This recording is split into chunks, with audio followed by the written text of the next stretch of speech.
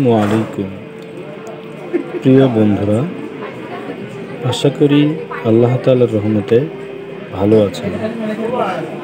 আজকে আমরা যমজ মেয়ে বাবুদের 30টি ইসলামী নাম জানব। এই নামগুলোর আরবি অর্থসহ জেনে নিব। ভিডিওটি না টেনে সম্পূর্ণ দেখার অনুরোধ রইল। চলুন দেখে নেওয়া যাক। সাফিয়া ও সুমায়া অর্থ বিশুদ্ধ, উত্তম। আলিশবা ও আলিজা নামের অর্থ সুন্দর, অমূল্য।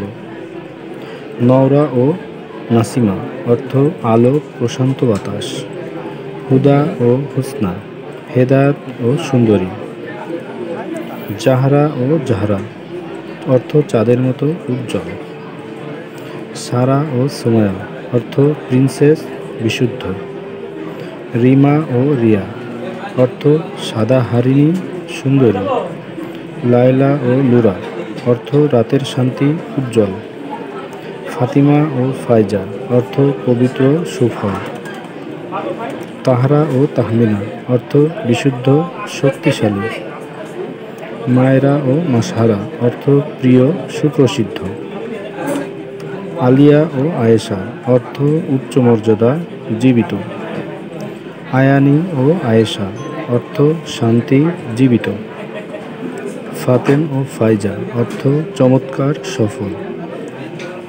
জান্নাত ও জাহানারা অর্থ বেহেশত, পৃথিবী।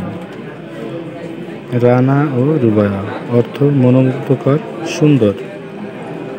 রুমানা ও রাকিব অর্থ মেধাবী, একাগ্র। ইরা ও ইরাম অর্থ ধার্মিক, স্বর্গীয়। আন্না ও আনিকা অর্থ দয়া, অনন্য। মারিয়া ও মনিরা অর্থ সাদা, আলোকিত।